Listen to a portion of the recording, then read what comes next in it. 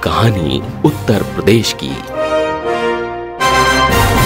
एक समय माफिया ने योगी के चेहरे पर उछाला था कागज और सीएम ने बुलडोजर से बदल दी बाहुबली की परिभाषा।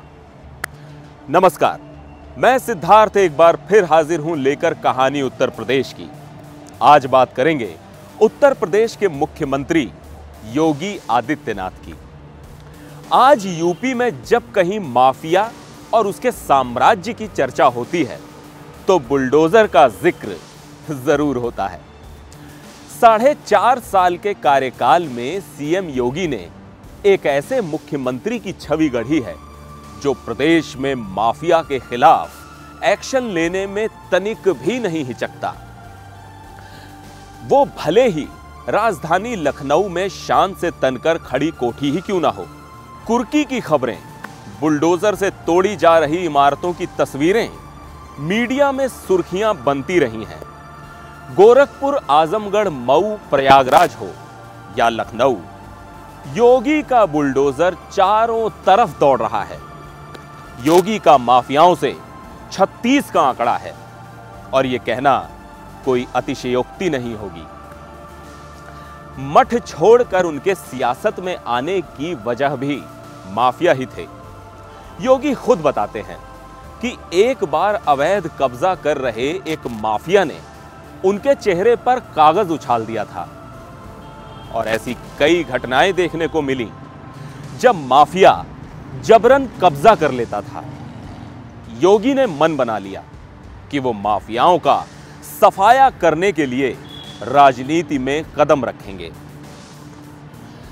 अभी ज्यादा दिन नहीं हुए जब प्रधानमंत्री नरेंद्र मोदी ने एक जनसभा में खुले मंच से योगी और यूपी का कॉम्बिनेशन उपयोगी समझाया था।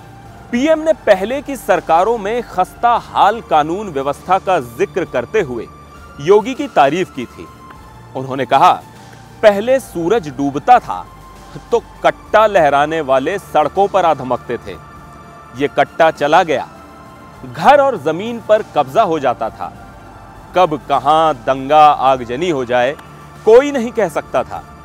लेकिन 4.5 वर्षों में योगी जी की सरकार ने स्थिति को सुधारने के लिए बहुत परिश्रम किया। आज उस माफिया की गैर कानूनी इमारतों पर बुलडोजर चलता है। यानी इमारतों को ढहाने वाले बुलडोजर की गड़गड़ाहट यूपी से निकलकर दिल्ली तक सुनाई दे रही है। दरअसल माफिया से सीएम योगी की भिड़ंत काफी पुरानी है, या यूं कहें कि उनके राजनीति में आने की वजह भी है। उस समय योगी गोरक्ष पीठ के उत्तराधिकारी बनाए गए थे। उनके हाथ में सत्ता की पावर नहीं थी, फिर भी वो माफिया को बर्दाश्त नहीं करते थे। जी हां, योगी ने टाइम्स ऑफ इंडिया को दिए इंटरव्यू में आज से 25-26 साल पहले का किस्सा सुनाते हुए बताया कि तब माफियाओं की कैसी तूती बोलती थी। सरकारों में उन्हें संरक्षण मिलता था। योगी ने 1994-95 की एक घटना का जिक्र करते हुए बताया कि उन्हें गोरखपुर में एक अमीर आदमी का फोन आया। उनके घर पर एक मंत्री कब्जा करने की कोशिश कर रहे थे। योगी उस जगह पहुंचे तो देखा घर के सामान को बाहर फेंका जा रहा था। योगी ने उनसे कहा कि जब मकान मालिक ने घर बेचा नहीं तो उसे कोई कैसे ले सकता है।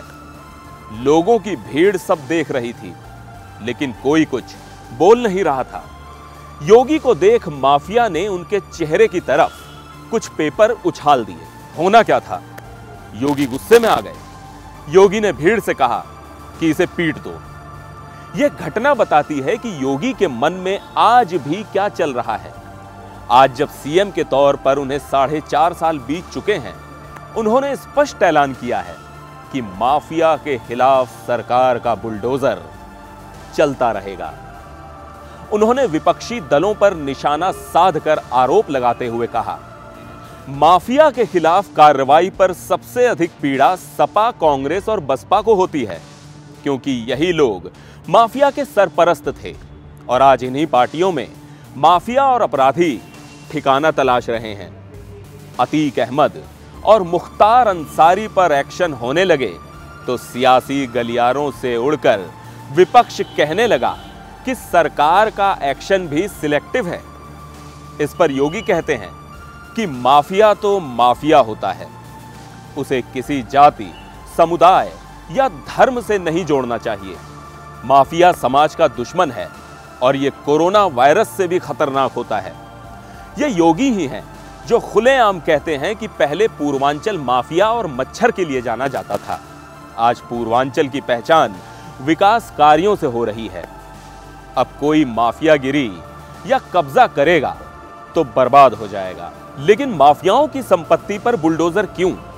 इसे समझने के लिए जरा पीछे जाकर सियासी परिदृश्य को समझना होगा।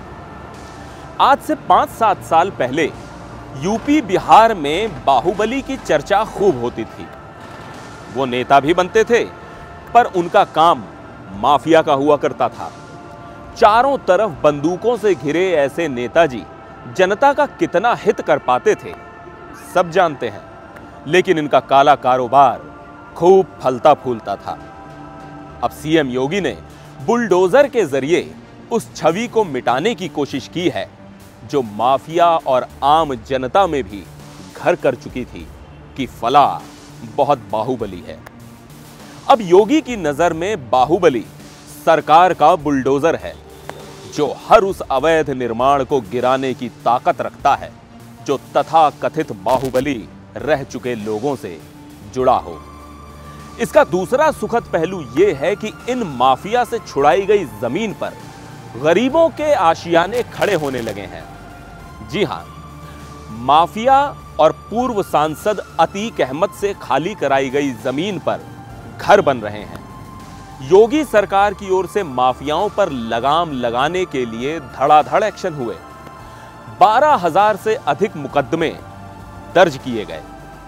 जनवरी 2021 तक आंकड़ों को देखें तो योगी सरकार ने 11,930 मुकदमे माफियाओं के नाम पर दर्ज कराए। 523 अभियुक्तों के खिलाफ रासुका यानी राष्ट्रीय सुरक्षा कानून की धाराएं लगाई जा चुकी हैं। 50 हथियारों के लाइसेंस रद्द किए जा चुके हैं और यह सिलसिला लगातार जारी है। मुख्तार अंसारी से लेकर अतीक अहमद तक के खिलाफ सख्त कार्रवाई की गई। मुख्तार अंसारी की सालाना 41 करोड़ की अवैध कमाई को बंद किया गया। इनके गिरोह के 100 लोगों की गिरफ्तारी की गई और 75 के खिलाफ गैंगस्टर एक्ट के तहत कार्रवाई की गई। मुख्तार अंसारी बांदा जेल में बंद है और उस पर 50 से अधिक मुकदमे चल रहे हैं। अतीक अहमद अभी गुजरात की अहमदाबाद जेल में बंद है। उसके गुर्गों और काले कारोबार पर भी बुलडोजर चल रहा है। यूपी के 25 गैंगस्टर इस लिस्ट में शामिल हैं।